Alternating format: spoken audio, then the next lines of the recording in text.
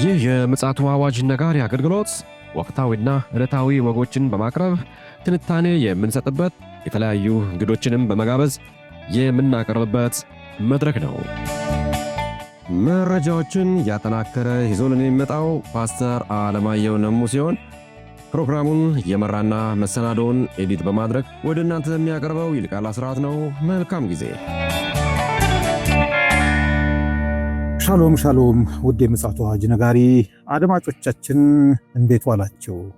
ዛሬ እንግዲህ ዕለቱ አርብ ነው። የአርብን መረጃና መልእክት ደግሞ ወደ እናንተ ይዘን ለመምጣት ከፓስተር አለማየሁ ጋር ተገናኝተናል። እንግዲህ ዓለማችን ያለችበትን ወቅታዊ ጉዳይ በምን መልኩ እየሄደች ነው የሚለውን እንግዲህ አጋራናል። መልካም ጊዜ እንደሚኖረን ተስፋ አደርጋለሁ። ይልቃል አስራት ነኝ ከምፅዓቱ አዋጅ ነጋሪ አገልግሎት።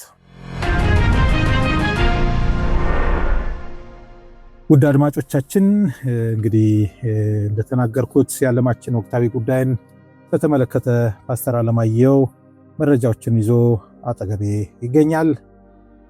ከዛ በኋላ ደግሞ ያለውን ነገር ደግሞ እሱ ያጋራናል ማለት ነው። ሰላምታ እንለዋወጥና በቀጥታ ወደ መረጃችን እናመራለን። ሰላም ላንተ ይሁን ፓስተር፣ እንዴት ነህ? እንደምን አለ ወንድም ይልቃል? እግዚአብሔር ይመስገን። አንድ ሴሚናር ላይ ነበርን፣ በተለይ መንፈሳዊ ሚዲያን በተመለከተ በዛ አቅጣጫ ላይ አንድ ሰው ስልጠናን እየሰጠን ነበርና እንዴት ተመለከትከው? አዎ እንግዲህ ምን መሰለህ፣ ያለ እውቀት የሆኑ ነገሮች ሁሉ ብዙ ነገር እንደሚያበላሹ ነው አንዱ የተረዳሁት። በተለይ መንፈሳዊ ሚዲያዎች፣ ቴሌቪዥን ጣቢያዎች በብዛት አሉ እኛ ሀገር። ግን ምንድነው እየሰሩበት ያለው? ህዝቡን እንዴት ነው አድሬስ እያደረጉ ያሉት? እየገነቡት ነው ወይስ እያፈረሱት ነው? እየጠቀሙት ነው ወይስ እየጎዱት ነው የሚለውን በደንብ እንዳይ አድርጎኛል ከስልጠናው። እና ስልጠናው በጣም ጠቃሚ ነው። በተለይ እነሱም ላይ ቢያተኩር የቴሌቪዥን ባለቤት ነን የሚሉት ላይ ሚዲያውን ለበጎ ነገር መጠቀም ማትረፊያ ነው የሚሆን፣ ታተርፈዋለህ። እና አንዳንድ ጊዜ እንዲህ አይነት ነገሮች እጅግ አስፈላጊ ናቸው። እንግዲህ ሌላው ደግሞ እንደው ልነግርህ የምፈልግ ትናንትና አንድ ዘገባ ሰርተን ነበረ። በጣም እንዲታወቅ የሚያስፈልገው እኛ ክርስቲያኖች አገር አልባ አይደለንም። አገር አለን ምንኖርበት፣ በዚህ በስጋ ክርስቶስ ኢየሱስ እስከሚመጣ ድረስ በዚህ በስጋ የምንኖርበት ምድር አለ፣ አገር አለ፣ ህዝብ አለ፣ መንግስት አለ፣ የተለያዩ ነገሮች አሉ። መልካሙም ያገኘናል፣ ክፉም ደግሞ ያገኘናል። በአንድ ሀገር ውስጥ ስንኖር ክፉ ያገኘናል ስል ከክፉ የሚጠብቀን የለም ለማለት ፈልጌ አይደለም። ነገር ግን ደግሞ እንደዛች ሀገር እንደ አንድ ዜጋ እንደ አንድ ነዋሪ ክርስቲያንን ብንሆን ይሄ ፖለቲካ ነው ብለን አይመለከተንም የምንለው ነገር የለም። በፖለቲካ ውስጥ የሚያልፍ መልካም ነገሮች ለማህበረሰብ ሲጠቅሙ እኛም ማህበረሰብ ውስጥ ስላለን እንጠቀምበታለን። ብርሃንና ጨውነታችን የሚታየው በዚህ ነው። ማህበረሰቡን ሲጎዳ ደግሞ እኛን ይጎዳናል። የሚጎዳ ነገር ሲኖር ይጎዳል ብለን እንናገራለን። የሚጠቅም ነገር ሲኖር ደግሞ ይጠቅማል ብለን እንናገራለን እንጂ ሳይድ አድርገን አለ። ሌላው ደግሞ እኛ ያነሳንበት ኮንሴፕት የዛሬ 20 ምናምን ዓመት ሙሉ ወንጌል ቸርች ውስጥ ከተነገረው ትንቢት በዲያ ትንቢት ሲነገር እኔ በአካል ስለነበርኩኝ ከዛ አንጻር ይሄ ነገር ይሆን ወይ፣ ይሄ ጉብኝት ይህንን ነገር ያመለከተ ይሆን ወይ የሚለውን አድሬስ ለማድረግና እግዚአብሔር ይቺን ሀገር እንደሚጎበኛትም እንድናስብ ነው። ጨለምተኞችም አይደለንም። ይጎበኛል እግዚአብሔር፣ ይባርካል እግዚአብሔር፣ ያኖራል እግዚአብሔር፣ ያሳድጋል እግዚአብሔር። ችግር የለም አላልንም። ችግሮች አሉ። ችግሮች ደግሞ እንዲፈቱ ሚዲያ ወደኋላ ተመልሶ የሚያይ ሰው እዛ ላይ ይጠቁመናል። ችግሮቹ ምን እንዳሉ፣ ክፍተቶች የት ጋር እንዳሉም ተናግረናልና በልክ አይደለም እኮ ፓስተር። የእግዚአብሔር ቃል ምንድን ነው የሚለው? ለበላዮቻችሁ ተገዙ ነው የሚለው፣ ጸልዩላቸው ይላል። ሁሉን ነገር እንደው ጨፍለቅ አድርጎ ወደ አንድ ኮርነር ላይ በመውሰድ እንደው አለ አይደለ? እኔ ደስ ያለኝ ምንድን መሰለህ፣ አብዛኛው ሰው የሰጠው አስተያየት በጣም ደስ ይላል፣ የሚያበረታታ ነው። እንደውም አንዳንዶች አሉ በርቱ፣ በዚህም ረገድ በርቱ ያሉም አሉ። ይህንን መስራት አለባችሁ ብለው ያበረታቱን አሉ። ከዚህም በኋላ ስለ ሀገራችን የምናየው መልካም ነገር እንናገራለን።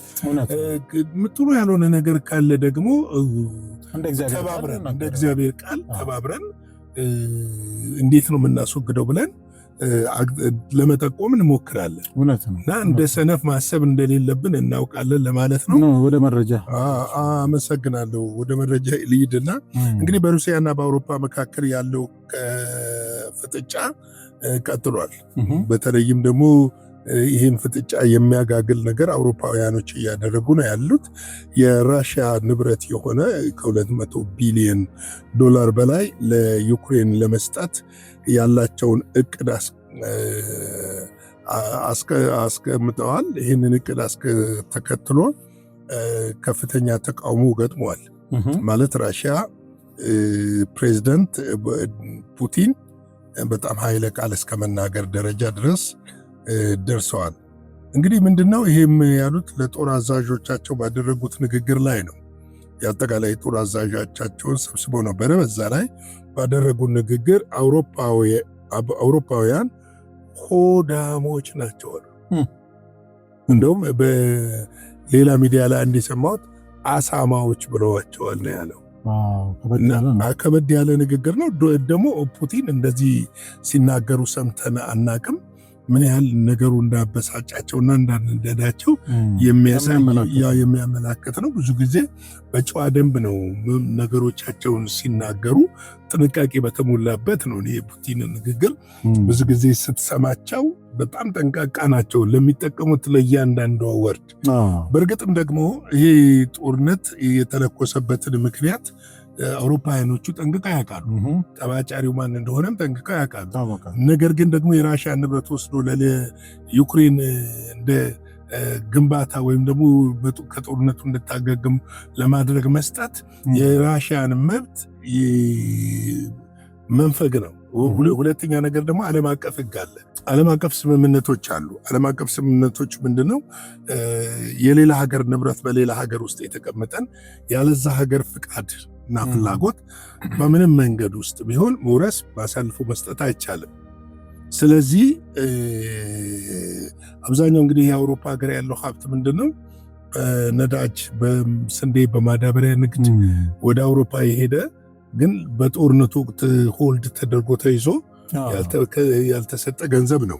ስለዚህ ምንድነው ዶናልድ ትራምፕ የፑቲንን ሀሳብ የደገፉ ይመስላል። በፍጹም እንዳይነካ ነው ያሉት። ለዩክሬን እንዳይሰጥ ብለው እንትን ብለዋል። እንግዲህ ምን እንደሆነ አለማወቃቸው ነው የተናገሩት። እኛ በድርድሩ የምንፈልገው ነገር አለ አሉ። ስለ ድርድሩ ደግሞ ሲናገሩ እነዚህን እንግዲህ አውሮፓውያን ሆዳሞች ናቸው ካሉ በኋላ ስለ ድርድሩ በድርድሩ የምንፈልገውን የራሳችንን ግዛት በድርድር ማግኘት የምንችል ከሆነ እናገኛለን።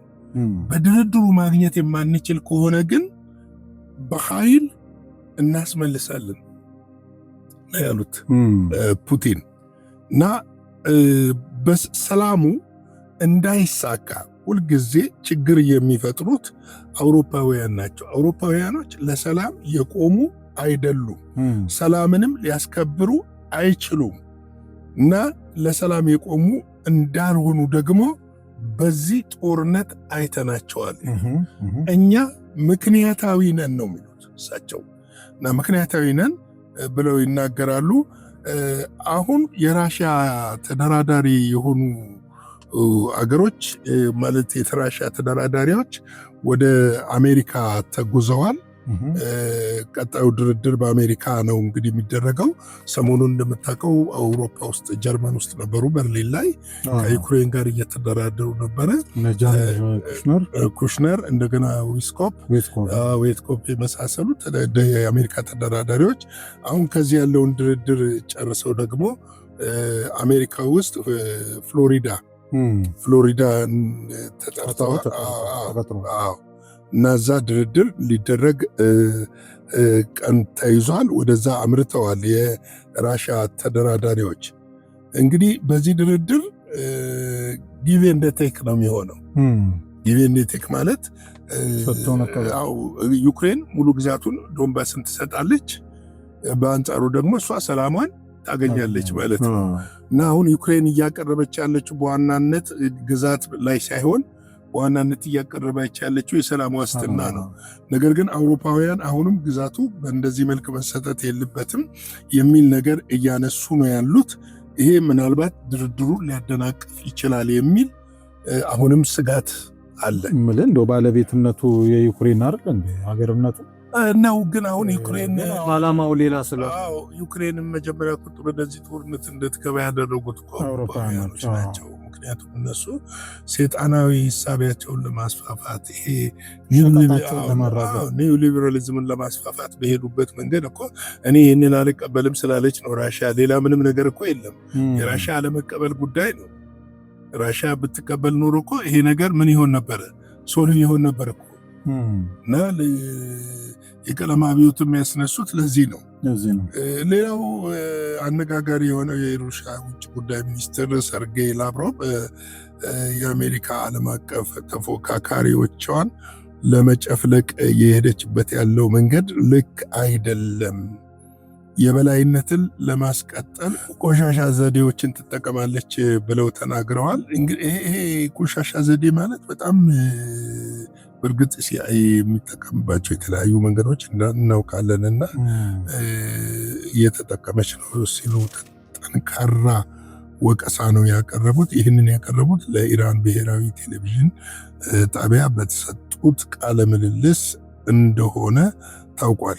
በተለይም ብለዋል ሲያሰምሩበት ዋሽንግተን በቻይና እያደገ የመጣውን የኢኮኖሚና የፖለቲካ የበላይነት ወይም ተጽዕኖ ላለመቀበል ስትል የተለያዩ የታሪፍና የትንኮሳ ጫናዎችን በመውሰድ ላይ ትገኛለች። ይህ ደግሞ ለዓለማችን ሰላምና ጤንነት ፍትሐዊነት አመጣም። አሜሪካ ፍትሐዊ ነኝ ትላለች፣ ነገር ግን ፍትሐዊ እንዳልሆነች በዚህ ዘመን ውስጥ እያየናት ነው የሚል ነገር አንስተዋል።